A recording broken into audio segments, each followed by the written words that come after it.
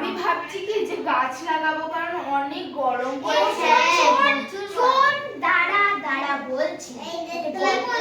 গল্প, একটা গল্প। আপনার মায়ের মুখে ছোটবেলায় অনেক গল্প শুনেছি যে চাঁদের মধ্যে একটা গুড়ি থাকতো, চরকা কাটে সেই গল্প আজ তোকে বলবো।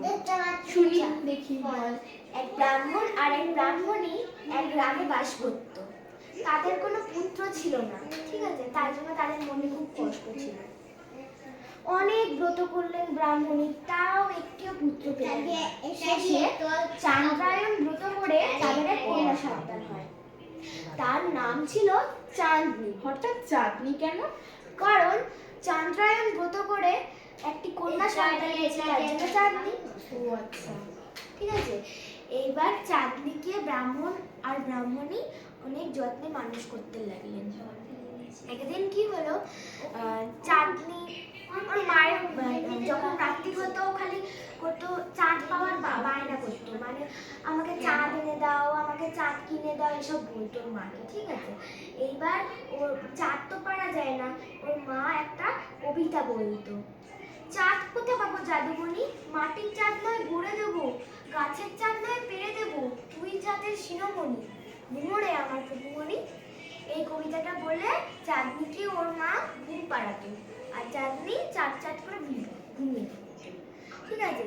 এবার চাঁদনির যখন পা হলো তখন এদিক ওদিক ছুটে বেড়াতো, গায়ের পুকুরে ধারে একদিন চড়ে বেড়াচ্ছে, ঠিক আছে? ওর মা ওকে বলছে যে এবার ঘরে চ। এবার চাঁদনি বলছে আগে আমাকে চাঁদ কিনে দাও, তারপর আমি ঘরে যাবো। মানে ওর নাম চাঁদনি ছিল বলে ও এত চাঁদের করতো নাকি? না, ওর মধ্যে একটা মানে চাঁদ পাওয়ার খুব আগ্রহ, মানে কি আমার চাঁদ, যেহেতু চাঁদের ব্রত করে হয়ে যাবে। এবার বলতে আমাকে আগে চাঁদ পেরে দাও, তারপর আমি ঘরে যাব। ওর মা ওকে সেম কবিতা বলতো ওই একই লাইন, কিন্তু লাস্টের লাইনটা বলতো ঘরে চো আমার ভুকুমণি, ঠিক আছে? মানে প্রত্যেকদিন একই কবিতা বলতো, কিন্তু অন্য অন্য দিন যা বলতো, মানে কখনো বলতো ঘুমা, কখনো বলতো ঘরে যা। হ্যাঁ, ওই বলে ওকে ঘরে নিয়ে যেত, ঠিক আছে?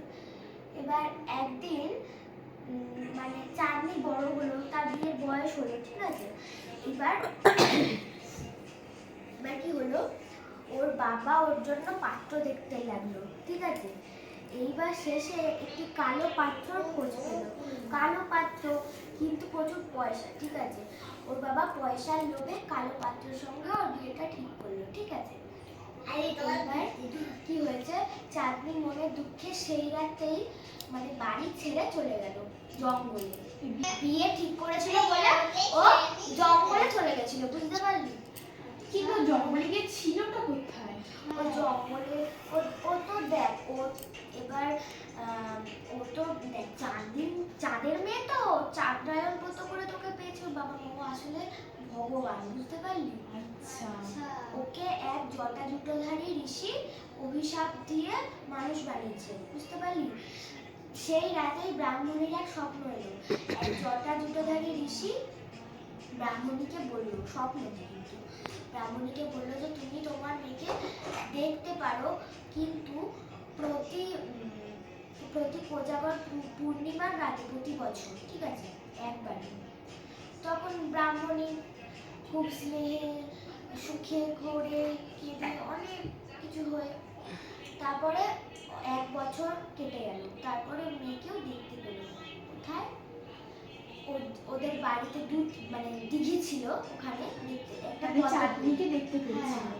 দিঘির মধ্যে পদ্মফুলের মধ্যে একটা মেয়ে, মানে মেয়েটা চাঁদনি কোলে একটি মেয়ে, যেন ফুটন্ত গোলাপ, মানে চাঁদনির মেয়ে, ঠিক আছে? চাঁদনির মেয়ে? হ্যাঁ। আচ্ছা। চাঁদনি চাঁদে গিয়ে এক যুবককে বিয়ে করেছিল, তাদের সন্তান হয়েছে, ওদেরও মেয়ে হয়েছে, ঠিক আছে? এবার এসেছে মেয়েতে মিলন হলো, চাঁদনি কাঁদতে লাগলো, ব্রাহ্মণীও কাঁদতে লাগলো। তারপরে ও এই কাঁদতে কাঁদতে সারা রাত কেটে গেল। মানে আবার ব্রাহ্মণী ঘরে ফিরে গেল, চাঁদনি চাঁদে চলে গেল।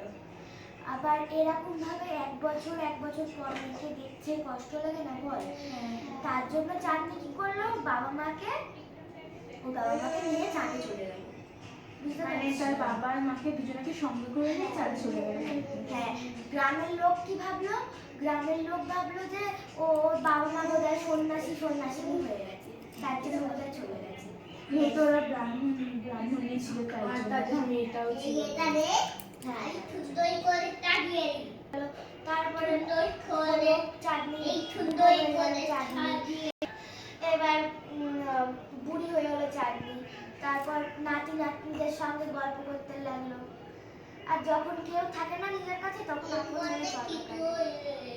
এই গল্পটি লেখা অবনীন্দ্রনাথ ঠাকুর। অবনীন্দ্রনাথ ঠাকুর জানিস তো কে? রবীন্দ্রনাথ ঠাকুরের ভাই। হ্যাঁ জানি। ঠিক আছে, আজকে এখানেই থাকো। খুব ভালো লেগেছে, খুব সুন্দর হয়েছে গল্পটা।